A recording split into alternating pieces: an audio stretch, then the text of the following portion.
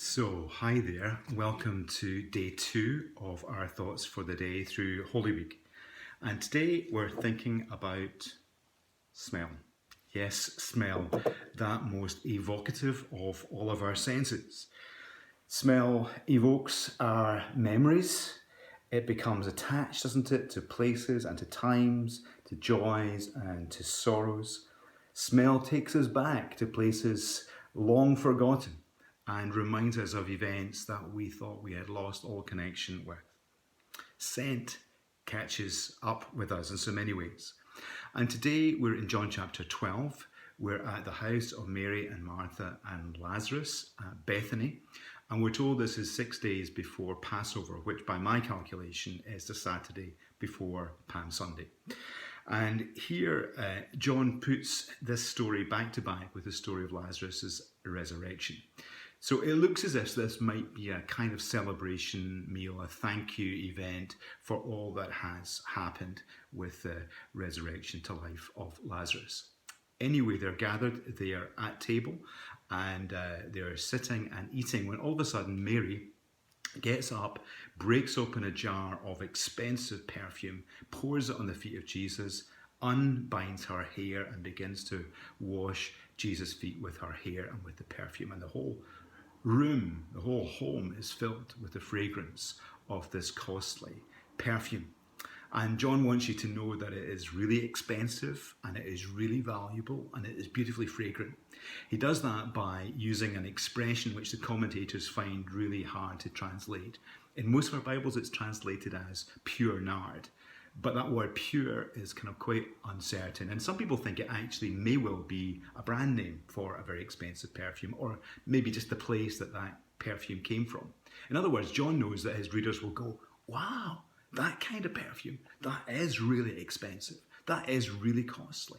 Mary has actually broken open something of incredible value in order to do this extravagant act. So I just want to talk about 3 things that strike me from this passage, and particularly from Mary as she acts in this incredible way. The first thing that strikes me is this is an act of abandoned worship. I guess compared to Mary, our worship's a little bit buttoned down and restrained, isn't it? And actually, for many of us, this season is a season where we are struggling to know just how to worship. In fact, the very familiar vehicles that we hop onto week by week and take us into that place of intimacy and of worship and of honouring the Lord, they're not available to us in quite the same way. And so, we're looking for other ways in which we can express that heart of worship.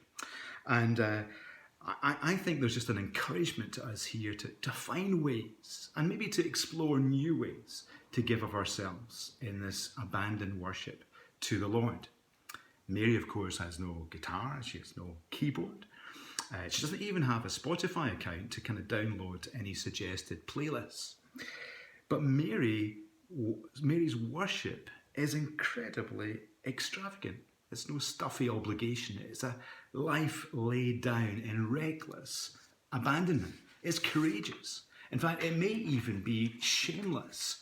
We're told that she unbinds her hair. She lets her hair down in worship. And if you've read Paul, you'll know that Paul doesn't kind of like that stuff. If you read in 1 Corinthians, he wants head coverings. None of this letting your hair down and letting it go in worship. I'd love to see a conversation between Mary and Paul on that subject, but that's for another day, isn't it? Here is an abandonment of worship. Mary gives of herself in reckless, courageous, shameless worship of Jesus. The second thing that strikes me here is that this is an act of expansive worship. The worship extends and expands into the room. The fragrance becomes the captivating sense and scent within the room. Everything else stops. They see her, they smell what's going on, and everything is displaced by this smell that calls attention to the fact that Jesus is present and he is to be honoured. I don't know about you or what your home might be like at this point. We're again this containment exercise and we can all go a bit stir crazy. And we can kind of get caught in the atmosphere of what's around us. That might be an atmosphere of fear, might be an atmosphere of anxiety, might be an atmosphere of frustration or anger. Who knows what might be going on in your house or my house for that matter. But actually, this reminds us that we can set the tone. And Mary sets the tone, a tone of worship, a culture of reckless praise and of self-giving in this, her own home. And I want to suggest that we might do that in our homes, that we might intentionally set the culture, set the tone, set the atmosphere in our houses. That might be an atmosphere of worship or an atmosphere of intercession or an atmosphere of care and concern for people that are on our hearts and minds. Our atmosphere of faith, but let's choose to put good things into the atmosphere in our homes, faith-filled things, truths, promises of God that will change the environment. It was an act of expansive worship that permeated.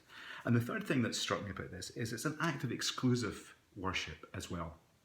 Dear old Judas says the thing that's probably on all of our minds. Why didn't you sell this stuff? It's expensive, it's valuable. This could be used to help the needy at this time. And of course, it's always good to help the needy, and it's hard to argue against that, isn't it? It's always the good thing to do. The church should always be doing that kind of thing. Is that not the church's business anyway, to be looking after the poor and caring for people? And yet Jesus says that that's not the ultimate aim. Of course, worship and justice go hand in hand, and we've got all of the Old Testament reminding us about that, and the New Testament too. But worship is primarily for one, for the Lord himself. And he is peerless.